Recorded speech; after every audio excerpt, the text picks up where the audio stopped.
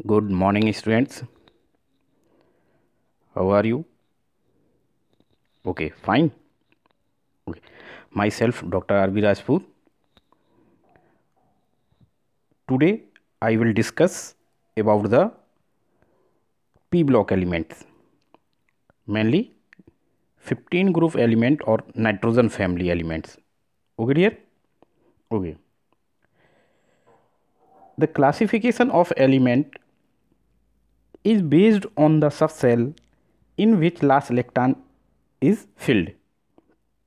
जो एलिमेंट का क्लासिफिकेशन है ब्लॉक का, वो सब उस सब सेल के अकॉर्डिंग पे बेस्ड है जिस सब सेल में लास्ट इलेक्ट्रॉन फिल होता है.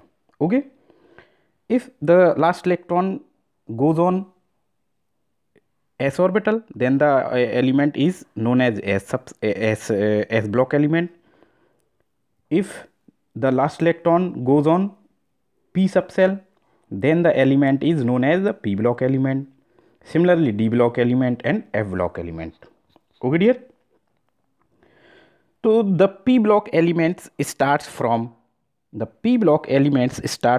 13 group: 13, 14, 15, 16, 17 and 18. 18 group is also known as the zero group. Okay, क्या बोलते हैं? Zero group. Okay dear, the group 13 and 14 have been taught in the last class, first year. Okay, now here we shall discuss about the group 15 element, okay, which is also known as the nitrogen family. Okay dear? Okay, now introduction, general introduction. There are 5 elements belong to the family. First is nitrogen, phosphorus, arsenic, antimony and bismuth. Okay dear? These elements are also known as the fifth A. Fifth A. Okay dear? They are also known as the pnictogens. Pnictogens, and their compounds are known as the pnictides. देखिए students, जो things, जो sentence, जो word underline किया गया है, highlighted किया गया है, there is a most important point for MCQ. Okay dear, तो please consider the highlighted and underline points and read line to line. Okay, now nitrogen and phosphorus non metal, arsenic and antimony आपका metalloid होता है, और जो bismuth is a metal. तो in other classification of element on the basis of losing of electrons of outermost cell outermost orbital. Okay, orbit. जो element easily electron lose करता है, the element is known as the metal.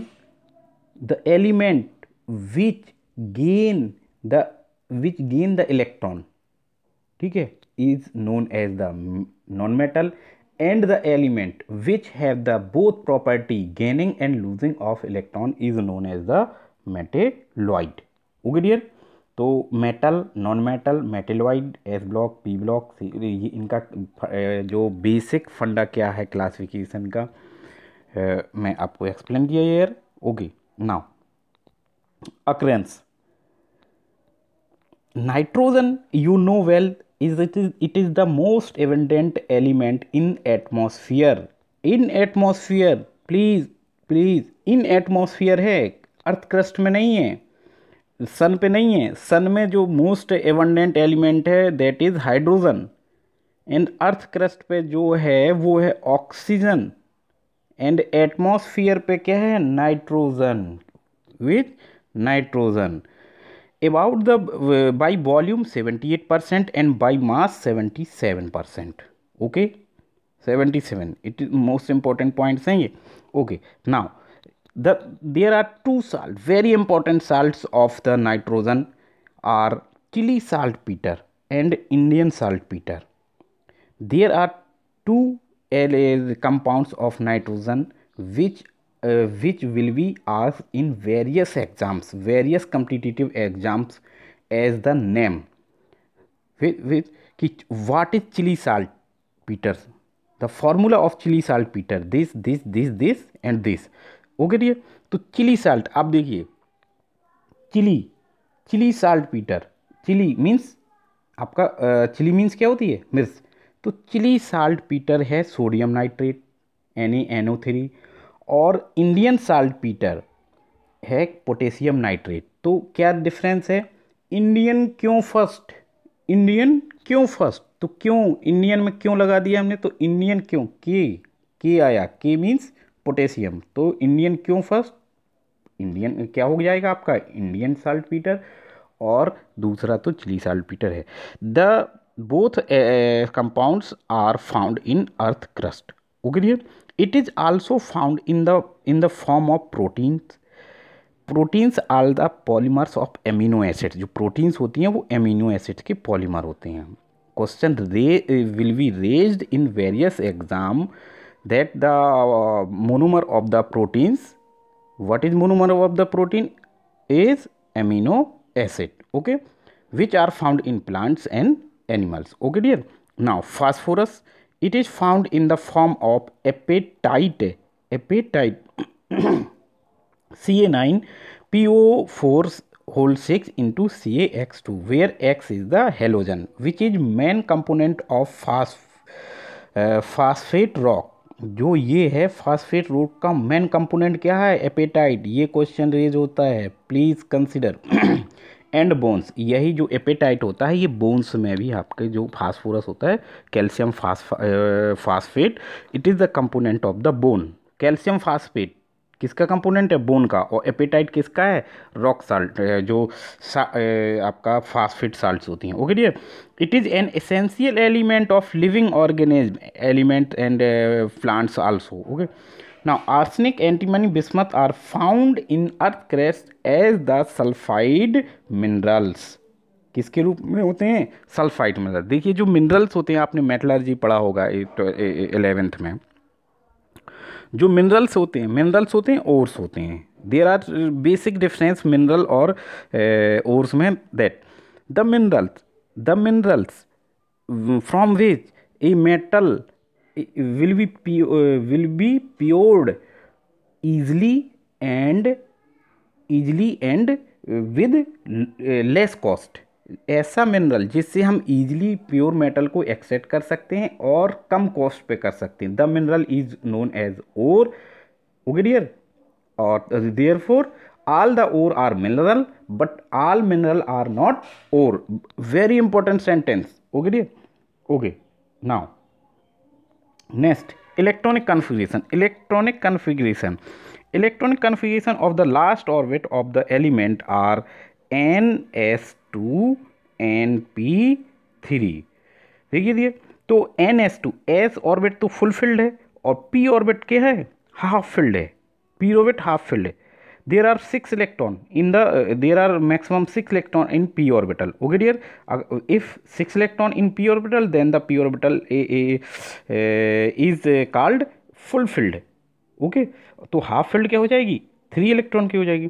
तो the subcell, the orbital, the subcell which has half filled configuration या full filled configuration is more stable than the orbital which has nor half filled nor full filled configuration। okay, तो they achieve extra stability due to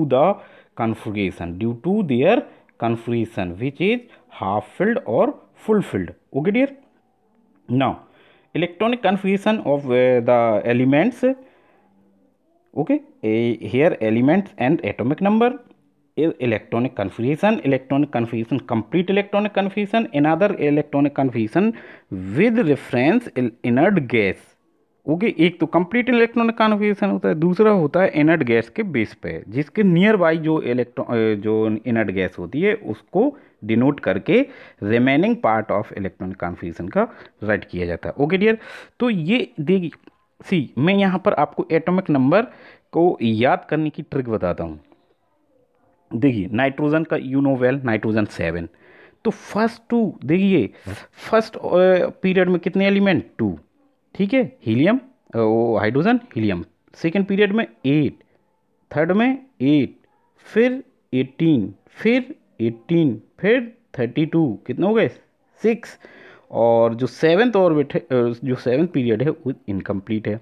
तो first ये second period है, second का कितना है आपका 7, nitrogen का 7, तो इसमें 8 ऐड कर दीजिए तो कितना हो जाएगा 15। अब यहाँ तक हम पहुँच गए, ये सेकंड में था, यहाँ से यहाँ पहुँचे फास्फोरस, अब यहाँ से हमें यहाँ पहुँचना है तो हमें कितना ऐड करना पड़ेगा 18। थर्ड से फोर्थ में पहुंचना है, थर्ड पीरियड से फोर्थ पीरियड में पहुंचना है नेक्स्ट एलिमेंट में, तो हमें 18 ऐड करना पड़ेगा। तो 15 18 कितना हो जाएगा 33। फिर कितना यहाँ से यहाँ पहुंचना है फोर्थ से फिफ्थ में, तो फिर से 18 ऐड करना पड़ेगा, 33 प्लस 18 51। ओके, अब 6 में पहुंचना है, कहाँ पहुंचना है 6 में, तो 6 में पहुंचने के लिए फिफ्थ पीरियड में कितना ऐड करना पड़ेगा 32, there 4 51 plus 32 83। Okay dear, they are the they are the configuration of the complete configuration of the element, and they are the in configuration with inert gas. Okay dear, देख लेंगे आप। Now physical state, तो nitrogen gas nitrogen is the present in the gas state, while other elements of the group are of solid. Sorry. Okay, now atomic and ionic radii, atomic and ionic radii आप जानते हैं, atomic radii ये atom है, दो diatomic molecule अगर लिया जाएगा तो इन जो distance between two nuclei of atom of two atoms in A molecule average लिए जाए तो ये डिस्टेंस हो गए बिटवीन हाफ, सॉरी गला बहुत ख़राब है मेरा, तो हाफ ये हो जाएगी एटॉमिक रेडियाई। अगर ये आयंस हैं, अगर ये आयंस हैं प्लस माइनस हैं या माइनस माइनस ही हैं और या पॉजिटिव कैटाइंस हैं तो ये हो जाएगी ionic radii. Okay dear, okay, तो atomic radii and ionic radii, तो ये पीरियड की बात हो रही है ना, ये सॉरी ग्रुप की बात हो रही, एक ही ग्रुप की, तो from top to bottom increase करती जाती है बिकॉज द ये न्यू ऑर्बिट, ये new shell is generated with next period and the effective nuclear charge decreases. Effective nuclear charge क्या हो जाता है, डिक्रीजेज होता जाता है।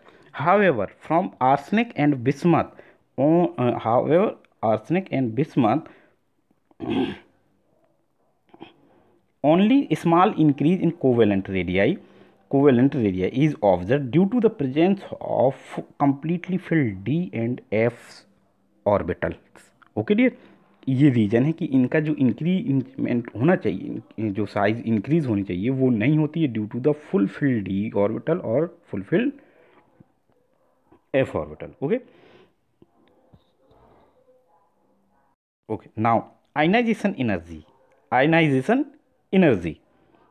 और enthalpy, it is decrease from top to bottom, ये टॉप से पीरियड में टॉप से बॉटम की ओर जाते हैं तो डिक्रीज होती जाती है due to the increase in atomic size and decrease in effective nuclear charge. Effective nuclear charge क्या होता है, ये आपका क्या है आप डियर स्टूडेंट, ये आपका एटम है, क्या है एटम है।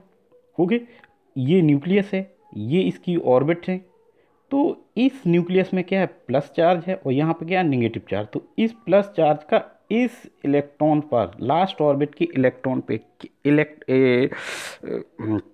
फोर्स ऑफ अट्रैक्शन कितना है, that is known as the effective nuclear charge. तो ये जब डिस्टेंस बढ़ती जाएगी तो इफेक्टिव न्यूक्लियर चार्ज डिक्रीज हो जाता है। Okay dear, there ionization energy is greater than that of 14। और जो अगर पीरियड की हम बात करें, पीरियड की बात करें पीरियड की अगर बात करते हैं हम आयनाइजेशन, एक्स्ट्रा स्टेबिलिटी आती है वो किस कारण आती है, हाफ फील्ड कन्फिगरेशन से। Okay dear, now electronegativity decrease from top to bottom, means nitrogen through bismuth electronegativity decrease होगी due to the same size due to increase in size and decrease in effective nuclear charge. Nitrogen is the most electronegative element in the